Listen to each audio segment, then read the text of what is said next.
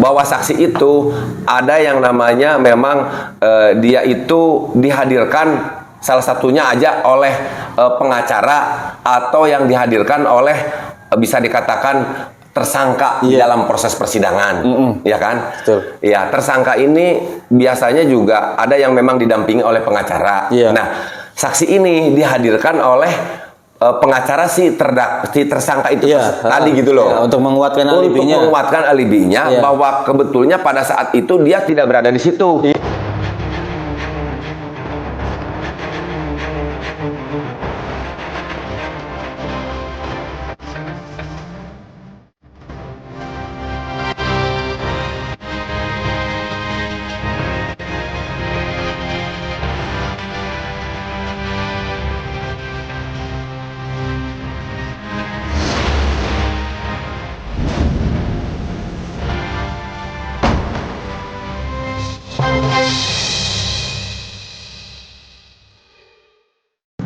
Oke, assalamualaikum warahmatullahi wabarakatuh. Waalaikumsalam warahmatullahi wabarakatuh.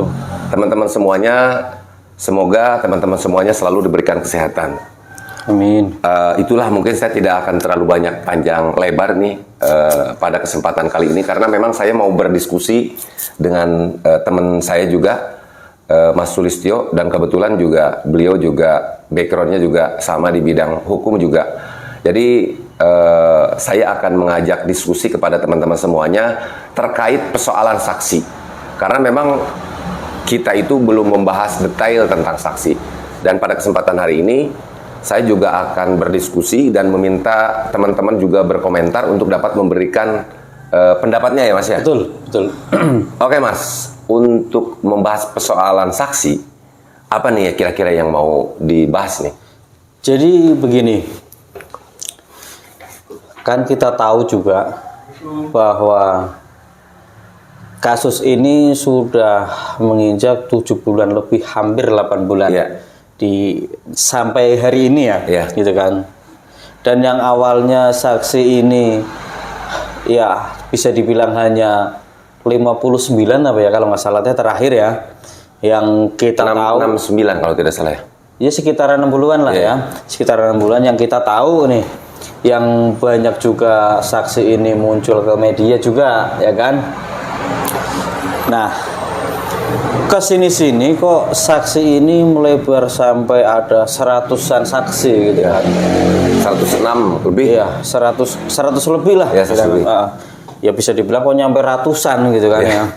Sebenarnya ini tuh saksi beneran atau enggak sih ini kalau menurut Pak Heri sendiri nih? Jadi kan kadang nih kan ada banyak orang yang ngomong masalah saksi ini, wah katanya saksi bayaran gitu kan.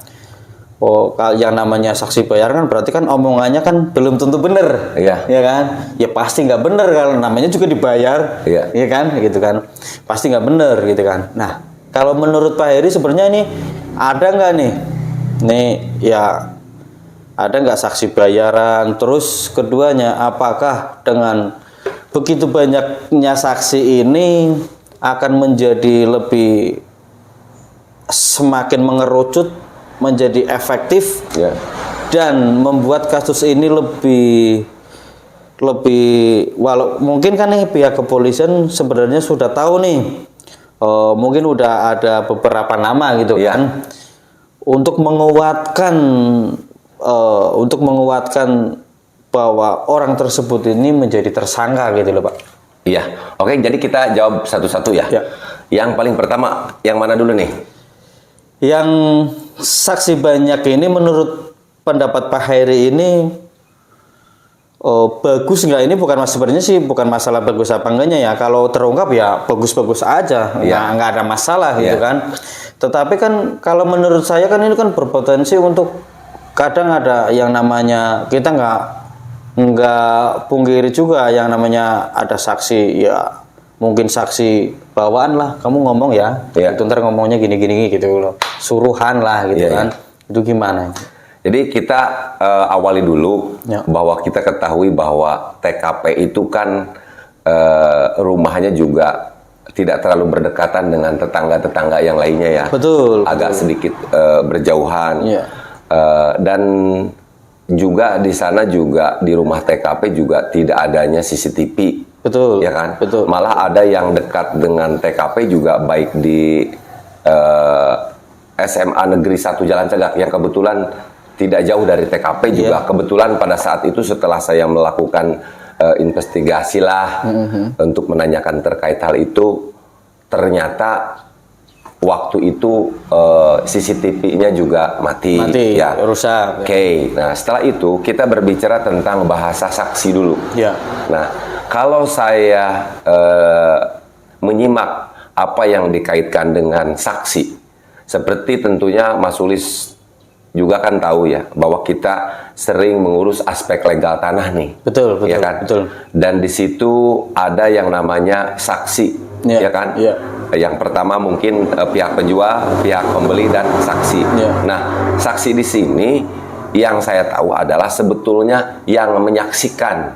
Iya. Yang menyaksikan di mana transaksi itu terjadi. Iya. Kalau misalkan di dalam sebuah proses jual beli nih. Iya. Nah, kalau di dalam TKP, apalagi memang dikaitkan dengan kasus Subang, saksi ini karena memang kebetulan kan kita juga tahu tidak ada saksi yang benar-benar mengetahui kejadian kasus yang terjadi di. Ya, nggak ada saksi mata langsung. Ada saksi mata langsung. Kenapa? Karena memang kasusnya yang memang selama ini ketahui itu berada di rumah TKP di dalam ya. Sehingga menyulitkan ada saksi-saksi yang mungkin melihat yang bisa memberikan keterangan kepada pihak penyidik nih untuk dapat menghasilkan sebuah petunjuk terhadap kasus yang terjadi di Subang ini, kan seperti itu. Nah, terus yang kedua, saksi ini kan sangat berbeda sekali Mas ya. Mungkin sekarang ini berbeda itu intinya ada sesuatu orang atau seseorang itu yang memang mau untuk dapat memberikan kesaksiannya. Misalkan nih, memang pelaku itu melakukan tindakan perampasan nyawa itu di dalam rumah. Akan tetapi salah satu contoh kan ada orang yang melihat jam sekian di luar, walaupun memang tidak terlihat secara jelas, ya kan, saksi tidak, yang saya tahu tidak ada yang memberikan bahwa saya melihat orang ini kan seperti itu. Yang itu justru menyulitkan pihak kepolisian kan untuk dapat lebih cepat membuka kasus yang terjadi di Subang ini, kan seperti itu.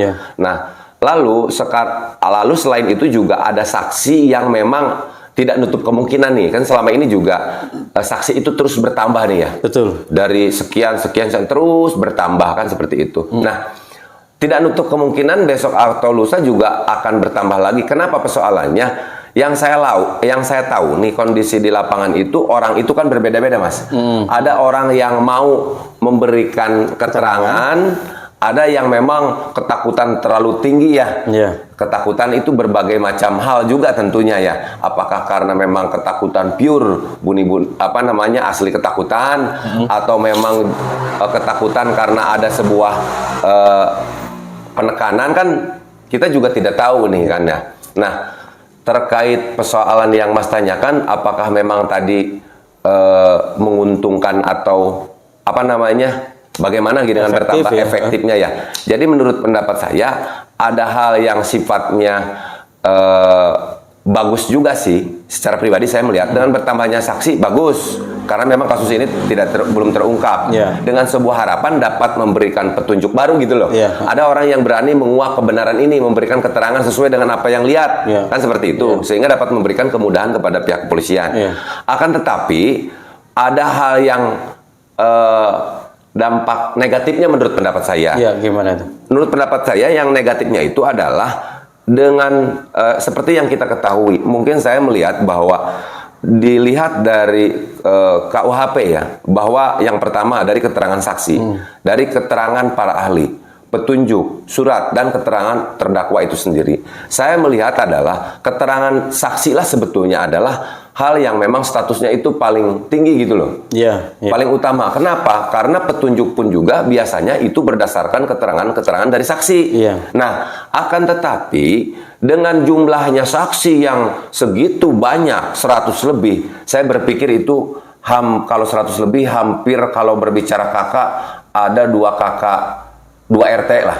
Kenapa? Karena biasanya di tempat saya ini juga nih, satu RT itu ada 50 kakak, 40 atau 50 kakak. Ya, betul. Berarti kalau saksi sudah ada 100 orang lebih, berarti bisa dikategorikan sudah memenuhi syarat untuk bisa menjadi 2 RT itu. Kalau kita berbicara ya, tidak dipungkiri nih, karena memang kita ketahui bahwa sudah tidak menjadi rahasia orang lagi bahwa udah menjadi konsumsi publik bahwa saksi yang berada di dalam perampasan nyawa atau yang dikenal dengan kasus Subang ini saksinya itu paling banyak, ya kan? Tetapi kan sampai saat ini kan persoalan yang kita bahas sampai saat ini dengan banyaknya saksi itu kan tidak memberikan kemudahan juga kan? Iya. Sehingga saya melihat posisi kasus Subang ini sangat rumit ya. Nah, kelemahannya justru kita kembali bahwa pihak kepolisian itu menerima keterangan yang diberikan oleh saksi itu dengan jumlahnya banyak itu tidak serta-merta langsung percaya dengan apa yang saksi itu diberikan gitu loh. Perlu adanya sebuah sinkronisasi atau kesesuaian dari saksi satu ke saksi yang lainnya. Ya itulah yang saya sampai yang menurut pendapat saya terkait persoalan dampak negatifnya itu kan. Dan saya melihat mungkin kalau yang namanya pelaku itu melihat kasus Subang karena sekarang juga sangat ramai diperbincangkan baik di dalam kanal YouTube maupun media yang lainnya, mungkin dia tersenyum saja gitu loh melihat seperti itu, sehingga dia berpikir bahwa dengan banyaknya jumlah saksi ini akan berpikir cara pelaku mungkin akan lebih menyulitkan gitu loh, sehingga banyak informasi operasi yang diberikan oleh beberapa orang yang belum tentu kebenarannya gitu loh Mas. Iya, masalahnya kan pemanggilan saksi-saksi yang baru istilahnya nyampe ratusan itu kan tadinya awalnya 60-an ya, berarti kan nambah 50-an. Berarti dimintai keterangannya saksi yang baru-baru ini kan kejadiannya udah beberapa bulan yang lalu. Betul sekali ya. Jadi untuk ingatan itu udah agak kabur gitu Pak. Iya. Jadi udah kita sama mana nih yang dimintain keterangan, taruhlah orang yang lewat. Iya. Terus ngelihatnya hanya sekilas. Ya kan, habis itu nanyanya beberapa bulan kemudian. Iya. Kalau saya sendiri mungkin udah lupa, Pak. Udah lupa ya? Udah lupa. Jadi udah ngeblank ya. Mungkin kayaknya sih pernah lihat tapi nggak tahu siapa ya. Gitu loh. Bisa aja itu ngeblanknya karena memang bener tidak tahu atau lupa.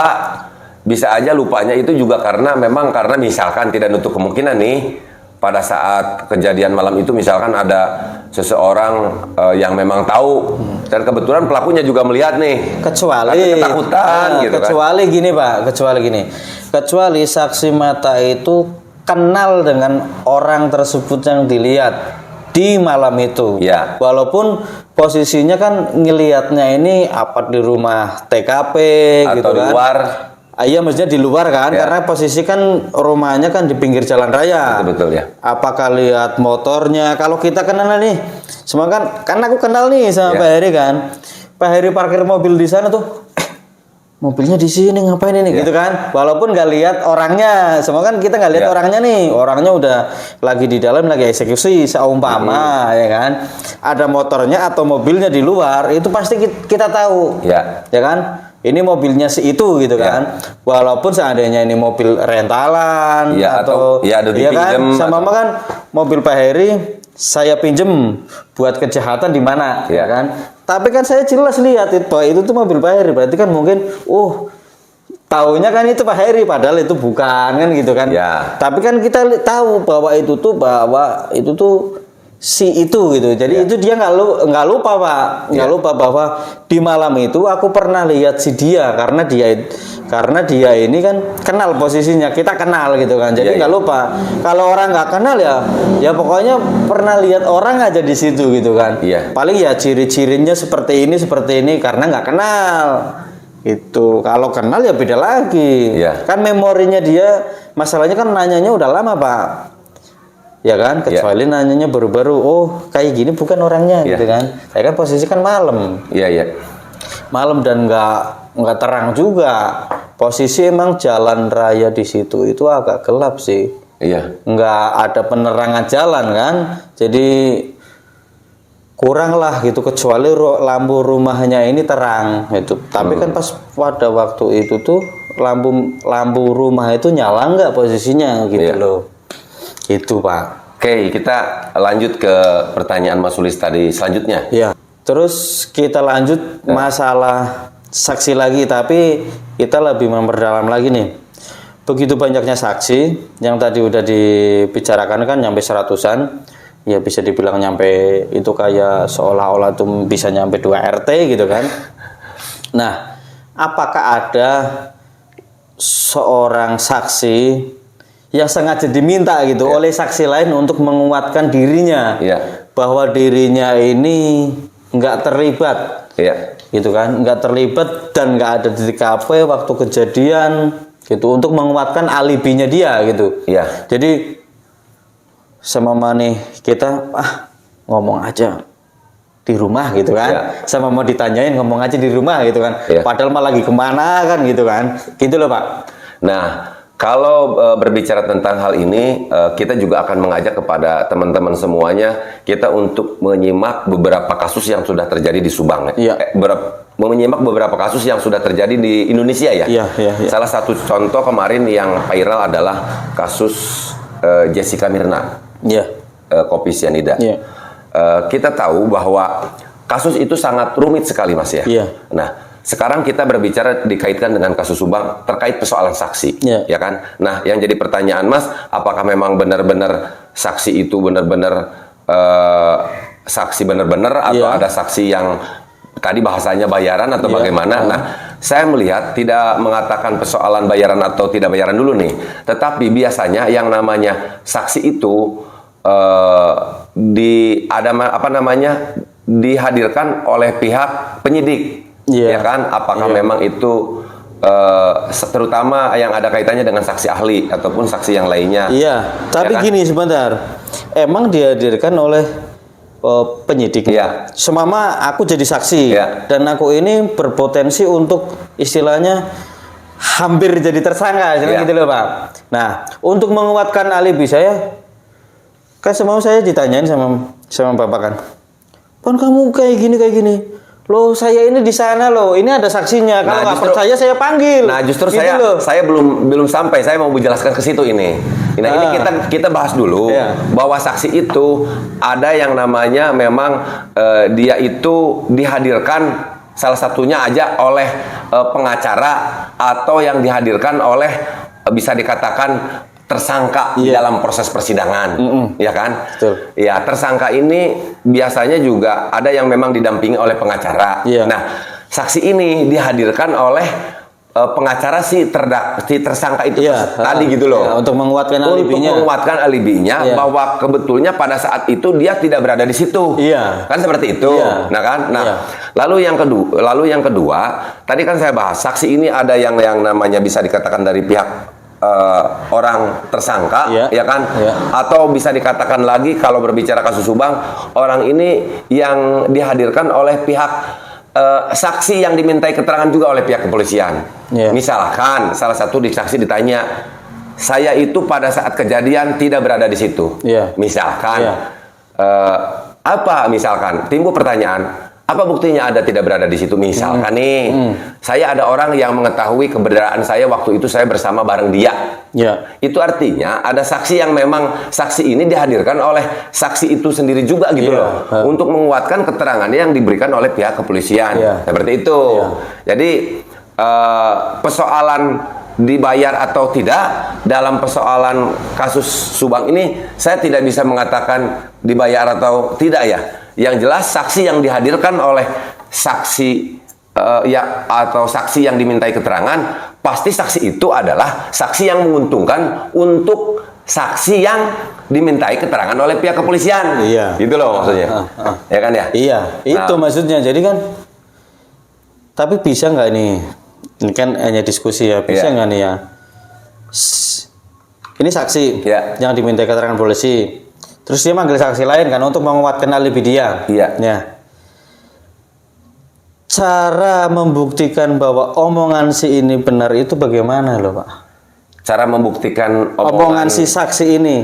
Oh, saksi yang kedua ini, bukan saksi yang ini. Nah gini kan, kalau seandainya memang sudah seperti itu kan di keterangan diberikan oleh penyidik ya. Yeah. Penyidik dalam arti institusi kepolisian.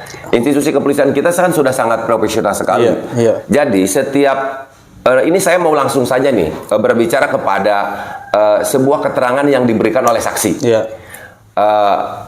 Kenapa seperti itu? Jadi keterangan yang diberikan oleh saksi, misalkan saksi pertama tadi ya, yang dimintai keterangan oleh pihak kepolisian, memberikan keterangan. Polisi juga kan tidak langsung percaya terhadap apa atau keterangan yang diberikan oleh saksi yang dimintai keterangan tersebut. Betul. Kan seperti itu. Betul. Itu kan yang Betul. pertama.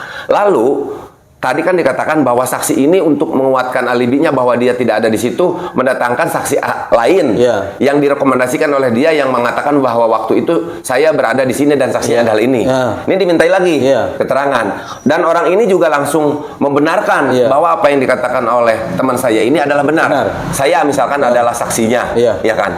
Kita kan ketahui bahwa saya tadi kan bicara bahwa saksi yang didatangkan oleh saksi yang dimintai keterangan atau saksi yang didatangkan oleh dalam kasusnya misalkan sudah meningkat ya, misalkan oleh tersangka, ya kan, itu kan belum tentu kebenarannya, ya kan, makanya ini adalah polisi juga akan memverifikasi kembali kebenaran tentang apa benar tidak apa yang dikatakan oleh saksi yang membenarkan bahwa orang tersebut itu ada. Salah satunya misalkan dengan provider misalkan ya, maksudnya itu dengan menggunakan teknologi GPS, apakah waktu itu orang membawa handphone atau tidak, kan polisi itu akan lebih memiliki akses untuk bisa memverifikasi kebenaran orang tersebut gitu. Betul. Saya mempunyai keyakinan polisi itu sangat pintar sekali ya. Jadi dia juga walaupun memang si saksi itu